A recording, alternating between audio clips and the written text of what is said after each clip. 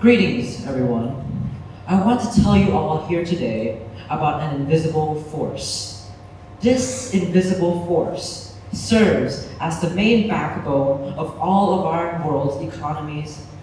It serves as the main catalyst for change and progress in this world. But simultaneously, at the same time, it is somehow able to unite us all as a people, while also being able to highlight our diversity and differences as people. But before I can tell you more about this invisible force, I want to tell you all a personal story of mine. When I was younger, almost every weekend, I would be in my parents' car driving across this certain road. And when almost every single time, when we were driving across a single road while looking out the window, I would remember seeing two things. The first thing, a white mansion. It was extremely large. It had these extremely complicated and opulent windows.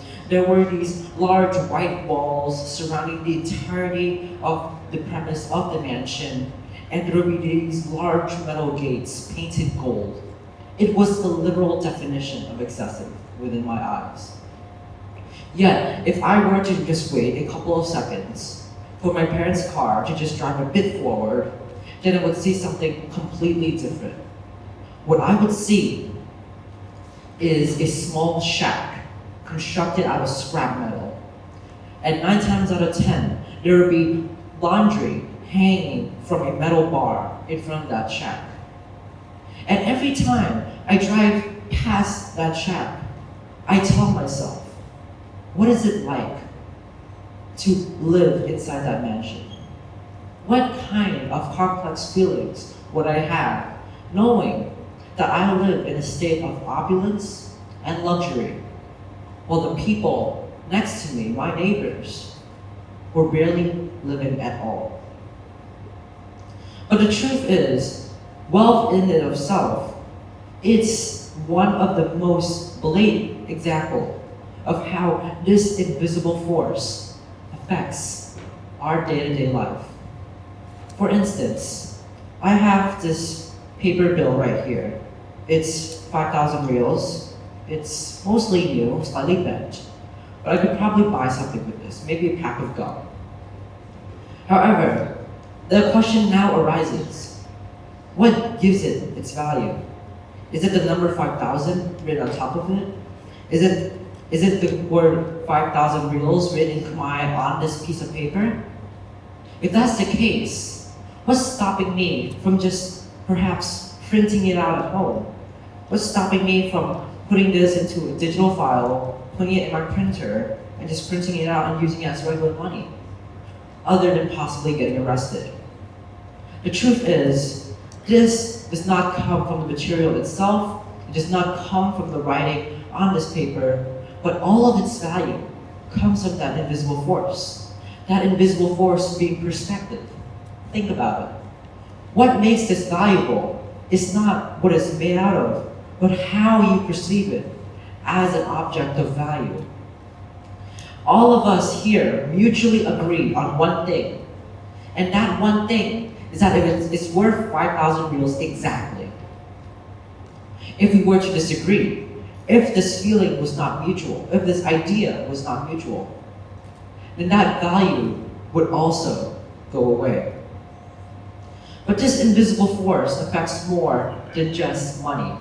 It affects more than just our economy or value. In fact, I would be brave enough to say it is the reason that our species are still alive today. For instance, our species, specifically as humans, we have existed for around 200,000 years. Let's compare this to another of our neighbors here on Earth, maybe sharks. Why not? Sharks have existed for millions of years. In fact, they have lasted over 2,000 times longer than we do as humans. But sharks don't do the same thing that we do. They don't terraform the planet, they don't build shelter, or they don't invent or create medicine or technology. And one thing they fail is the most important human invention of all time, internet cat videos. They don't know how to do that. The reason, some might say, is, well, they're not intelligent enough. But I would argue, why not? They have such a long head start. They came millions of years before us. So why not? Can they do the same things that we do? It's because they don't have the perspective that we do. Our perspectives, being able to be shared through this wonderful medium called language, along with this perspective. Now, we can use our perspective to learn from our past experiences, whether it be our failures or our successes. Our ways of perceiving it can change, and through that change, we learn a new lesson, which could be shared through language. In fact, the beautiful thing about perspective is that no matter if I or another person here in the audience goes through the exact same circumstances, the exact same events, the exact same successes and failures, at the end of the day, I will come out of that experience and they will come out of the experience with completely different perceptions on the world. And that is what makes us people. That is what diversifies us as people. Because we have these very different perspectives. And through language, we can share these perspectives, which ensure our survivability as a species. Think of it like this. Knowledge is a path of evolution, an evolution of our own perspective. Every time we learn something new, our perception on the world drastically changes. And when this occurs, we are able to share what we have learned through those experiences towards our fellow humans. And when this happened, they also learned something new. And so no matter if we were to pass on, our knowledge will still live on, whether it be through future generations. And they will continue to pass on these perspectives, these levels of knowledge throughout the entirety of their generations as well, ensuring that every single failure or success that you encounter, every lesson that you have within your entirety of your life will never be in vain, because you have the ability to make it so that it outlives you as a person.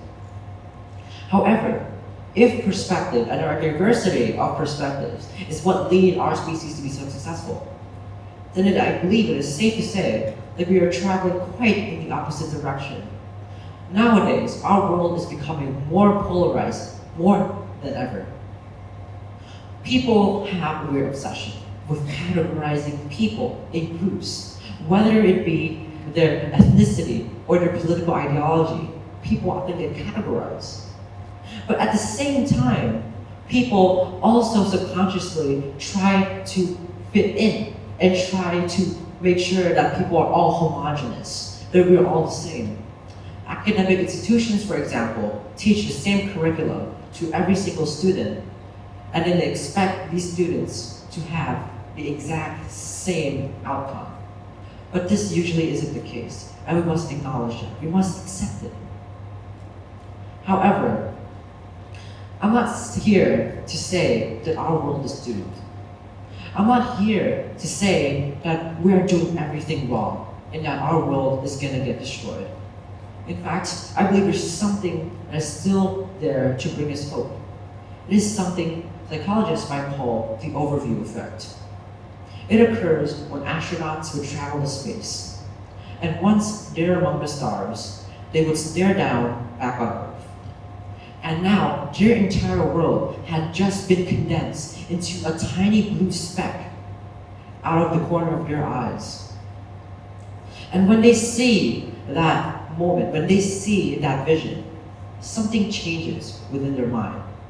People notice that their whole entire perception on the world changes. They suddenly value the world much more, whether it be to increase climate awareness, or perhaps wanting or being more empathetic towards impoverished communities, or just simply wanting to be part of a solution to a problem. These people suddenly have their entire worldview change from a single vision. As a result, for all of you here today, I want to ask you all a favor. If you may, please close your eyes and imagine if you were in this perspective. Imagine you had the same opportunity that they did, that you got the opportunity to travel among the stars, and you had the ability to look back down on Earth, as your entire world condenses into a tiny blue marble, how would your worldview change? How would you change as a person yourself? Would you become more empathetic? Do you want to be more active when it comes to solving issues? Do you just care more about the climate? Now that you have that world in mind, you're free to open your eyes. Now I'm here to ask you another question. What's stopping you from being that person? What's stopping you from being more empathetic? What's stopping you from being more caring, or more caring about the environment, or being part of a solution, being more active? You don't necessarily have to go to space for these things. You can do it right here on Earth. At the end of the day, our diversity, our ability to be open-minded, to share our perspectives, to constantly be empathetic, to care about our fellow neighbors, and to aspire to make progress and understand that our perspective is our strength, is the fundamental traits of which what makes us human. And if this is truly the case, then perhaps it really is time for us to be more human. Thank you.